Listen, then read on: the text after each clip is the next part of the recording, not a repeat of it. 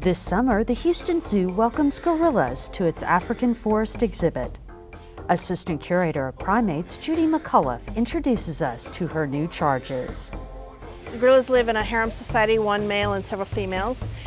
So males that aren't attached to females live in bachelor groups. So we have the two groups we keep separate because the males would fight if we were together.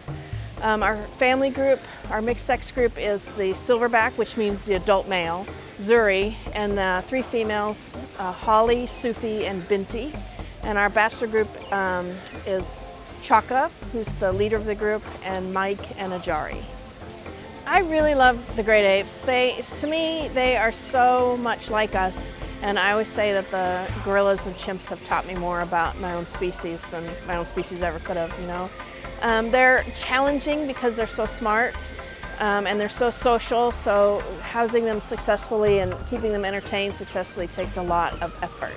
But they're so smart, and they just pick up things and they learn things. And I always say that training these guys is more like a negotiation. So you sort of negotiate for the behaviors we need, which are behaviors that help us take care of them, and they negotiate for things that they want, like food and access to different bedrooms or the day room. The gorilla's extensive habitat includes a number of features that help the keepers care for the animals. There's a lot of flexibility here. We've got the big yard that you see behind you that the visitors will see.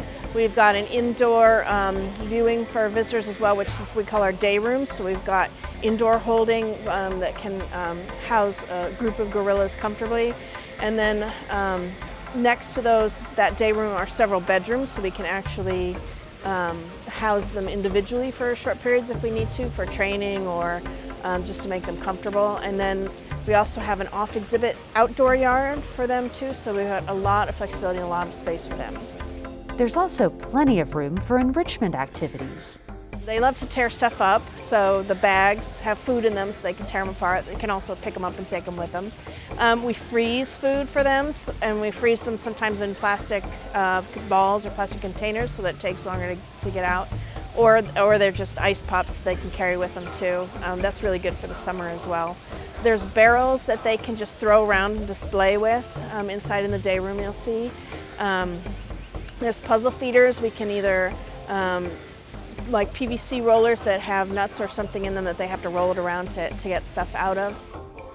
Vice President of Wildlife Conservation Peter Rieger explains that part of the purpose of this exhibit is to improve life for the gorilla's cousins in the wild.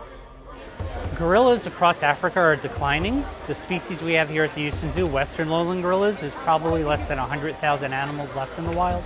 Sounds like a large number, but there are 5 times that many animals as little as 100 years ago. The major threats are habitat loss and illegal hunting, poaching for the bushmeat trade, both for food and for trade as youngsters get sold as pets in Africa. The Houston Zoo supports conservation across Central Africa, in Rwanda, Uganda, and the Democratic Republic of Congo. We support a team of veterinarians that do wildlife health medicine on gorillas when they get snare injuries or they get sick in the field. We also support local community education programs, which help kids learn more about the animals that live in their backyard, which literally can be gorillas and elephants on a daily basis. Well, we want people that visit the zoo to be inspired when they see the gorillas, and we realize doing conservation in Africa may be a far jump or a far leap for them. So there's some very simple actions you could do. People didn't know that recycling your cell phone will help protect gorillas. There's a product in your cell phone called tantalum, which comes out of the Central African region. And if that product can be recycled, then it helps reduce the amount of minerals that are needed to make your cell phone. Palm oil, which is in a lot of our products, is now taking over Central Africa, the plantations. That reduces habitat. Be careful what you buy. So we just want people to know that by being a responsible consumer, you can actually save animals around the world. Visit the zoo's website at www.houstonzoo.org. You can find out more about gorillas at the zoo and more simple steps you can take to help preserve these beautiful creatures in the wild before they disappear. For Stafford Magazine, I'm Stacee Hawkins.